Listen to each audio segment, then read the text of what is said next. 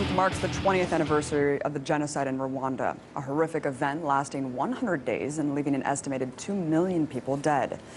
The conflict now serves as a testament not only to the dangerous legacy of colonialism in Africa, but also exemplifies how the international community can turn a blind eye to humanitarian crises when there's nothing to gain from military intervention.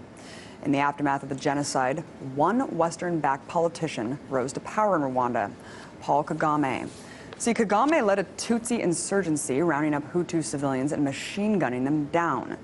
The UN estimates that as many as 35,000 Hutu were killed in that manner. But despite being accused of war crimes and genocide, Kagame proceeded to lead Rwanda with an iron fist for the last 14 years, financially backed by the U.S. government. In fact, just last year, this small African country received over $200 million in U.S. foreign assistance, as well as hundreds of millions more in foreign aid, according to foreignpolicy.com. According to some, Western guilt regarding the genocide may explain much of the aid to a regime that continues to put out assassination attempts on Rwandan dissidents. And this week, Kagame is in the U.S. on a college tour, giving talks at very elite universities. So, to talk about Kagame and the legacy of the Rwandan genocide, as well as the conflict facing the region today, I'm joined by spokesperson for the Friends of Congo, Kambale Musavuli. Thank you so much for coming on. Thank you, Abby. So, following the NATO intervention in Libya, you wrote about how the U.S. only intervenes in countries if it serves its interests. What interests do you see served by having ongoing military operations in nearly every single country on the continent right now? Well, specifically for Rwanda, it's really U.S. military interest and economic interest. Your segment earlier, you spoke about Africa. One of the staunchest allies of the United States, or the baby of Africa, is the Rwandan military. They have military operations in Darfur, in Somalia, even right now in Mali. You have Rwandan troops. Actually, the commander of the UN forces in Mali is a soldier, a Rwandan soldier, who was wanted by the Spanish court, the same court that tried Pinochet for his crime. So the two interests are there, economic and military.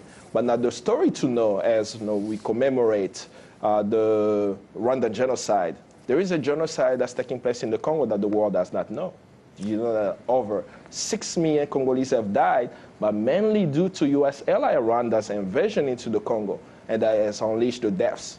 And it's unfortunate, as we speak, you just mentioned this week, that U.S. institutions, elite universities in the United States, are inviting a sociopath, such as Paul Kagame of Rwanda, to speak at these universities, ignoring all the crimes he has committed inside of Rwanda and also in the Congo, and pretty much washing off his hands and the blood that he has on his hands. So, Kambale, you're saying that directly, if you kind of link back the funding here, the U.S. Inordinate amount of funding to the Rwanda annually, whether it be foreign or just assistance and aid, has actually indirectly led to the Congolese genocide going on there.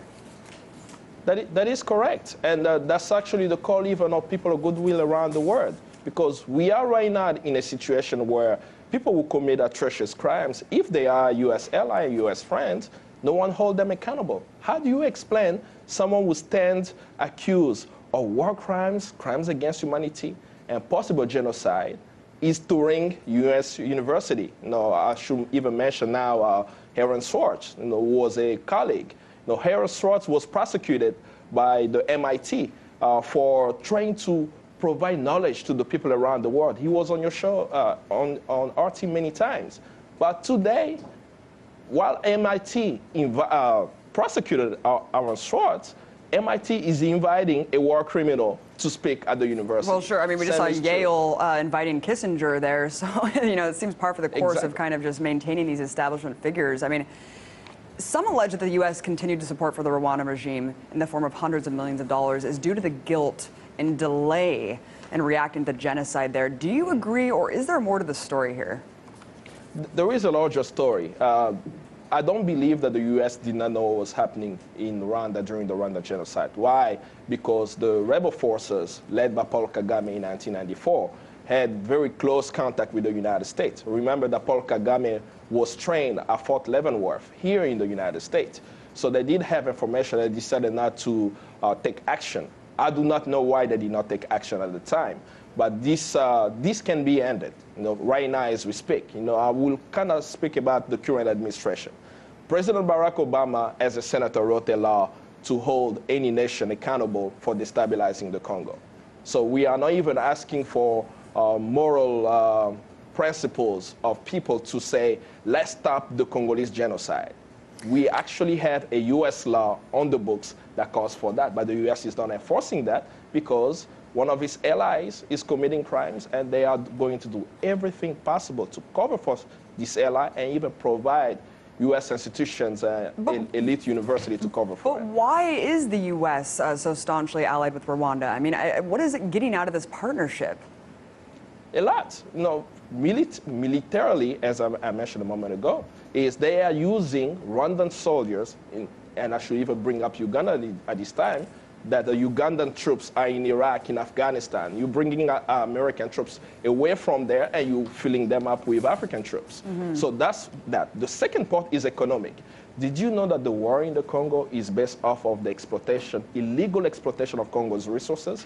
Some of the minerals leaving the Congo are found in your cell phones and laptops and so on. And Rwanda and Uganda have pilfered Congo's resources while the world has put a blind eye. So it's economic and it's military. You're right. I'm glad you brought up those minerals because that's a really big thing right now that no one's talking about. We have about a minute left, but I just wanted to see what you think viewers can do to raise awareness about this issue, how we can cut kind of this support for such brutal regimes in Africa and really stop paying with our tax dollars to sponsor it.